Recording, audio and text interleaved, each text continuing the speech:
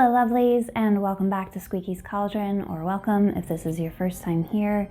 I'm your host, Sarah Evergreen. So about 2 weeks ago, I released a video all about fear of witchcraft and this kind of built-in, internalized overculture fear that many of us have grown up with that essentially says witchcraft is bad, magic is evil, and this kind of rhetoric has built into many of us this idea that actually practicing magic is wrong, is scary, is going to cause harm to yourself and those around you. And oftentimes this is not a conscious thought that we have, it's just something that's kind of baked in. And when I recorded that video, I had a second part to it where I talked about fear of your personal power, which is a distinct thing. I decided to split the video into two because it got kind of long. But this last couple of weeks, I've kept trying to go and edit this other part. And every time I do so, I just hit so much resistance, so much resistance. One thing that I'm really trying to lean into with myself and my process is to find the path of least resistance. And so when I open up that file and I keep getting a nope, nope, nope, I need to listen. I don't want to just not release the second part of that video because I do think that it's a really important topic to talk about. And that particular video that was filmed is not serving me. And if it's not serving me, it's not going to serve you. So I decided that I'd just go ahead and film a whole new video. Fear of your power, fear of yourself, fear of what you are capable of, which goes hand in hand, in my opinion, with fear of responsibility, fear of accountability to oneself, fear of knowing that if I have all of this power inside of me, untapped, ready to tap, ready to access,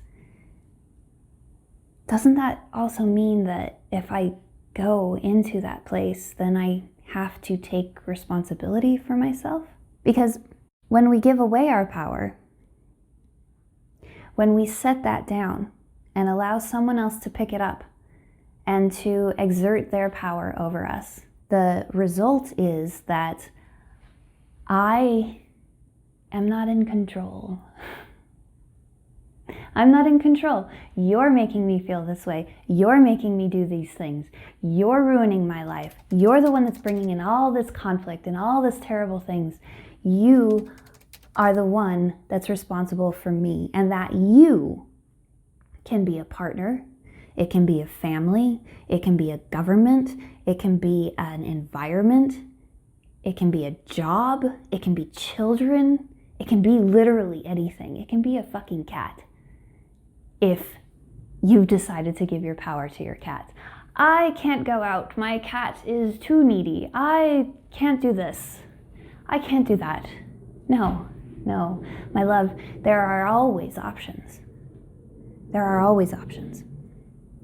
And I'm not saying that you can go from point A to point Z simply because you've decided to accept your power and responsibility. I hear this argument a lot, like, no, this person doesn't actually have choice because of da-da-da-da-da, because they have this many kids, because they're in an abusive relationship, because they don't have access to money.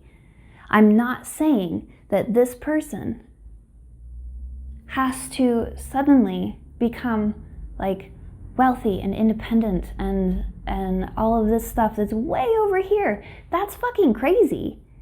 And I can understand why the idea that taking personal accountability and responsibility, if you're seeing it as A to Z, how that would be a completely monstrous thing to actually say to someone. No, you have to take responsibility for your life. And that means that you immediately have to get out of this situation. You immediately have to be, 30 pounds lighter. You immediately have to do this, that, or the other. That's not what I'm talking about at all. I'm talking about the step-by-step movements. because that's what we have access to. That's what we always have access to, is the next right step. And in order to take that next right step, you have to accept responsibility, accountability. You have to start believing that you have power. And if you're afraid of your power, why would you want to believe in it? If you have seen yourself get into these gnarly situations like I have, okay, let's do a little story time. 16 years old, in an abusive relationship. Got out of that when I was 18 years old, right into another abusive relationship. And the relationship that I had before that 16 years old one could arguably be abusive. Finally, when I was, how old was I? 20, 21, I met the man that I would marry. And there was a safety in him because I knew that he would never be abusive like these other men had been. And for a very long time during that marriage, I put down so much of my power. I was telling myself the story that if I had chosen to be with these men, does that not mean that I can't choose correctly? I can't trust myself?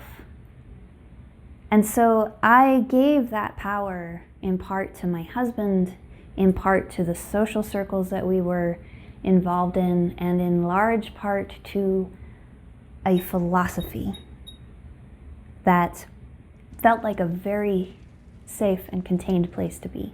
What came of that was an eventual divorce, cysts on my ovaries, lots of trauma that had not been addressed, that insisted on coming out anyway, because that's what it does. I had to learn how to trust myself bit by bit.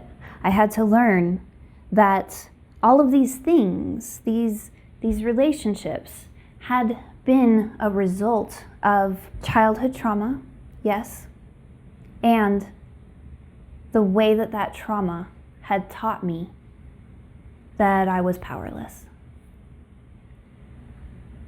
that I was untrustworthy, that my desires were dangerous. So how did I get to a place where I started trusting my power again? I think one of the biggest things that helped me reclaim my own personal power and help dissolve the fear around that power was to engage in small promises to myself.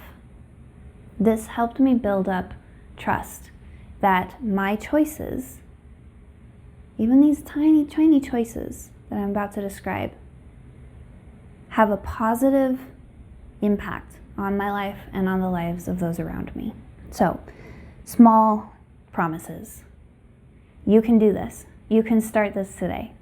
It is exactly the way it sounds. One small promise. Just start with one, especially if you're in a place of complete overwhelm and anxiety. One small promise. And keep it small. So I'm talking like, I wake up and I drink a glass of water immediately. I make the promise to myself that I will do that. Or I will spend 5 minutes in meditation or in movement. Very small. And you keep that promise to yourself for a week, 2 weeks, 3 weeks. And then you can add another one. And just very small. I will write 1 page in my journal every night before I go to sleep. I will read for 15 minutes in a book that inspires me. And you start to build that trust muscle up.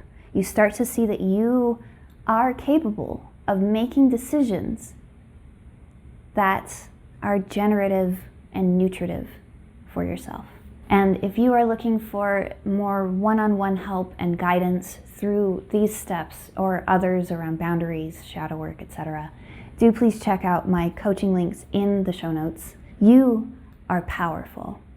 You're extremely powerful.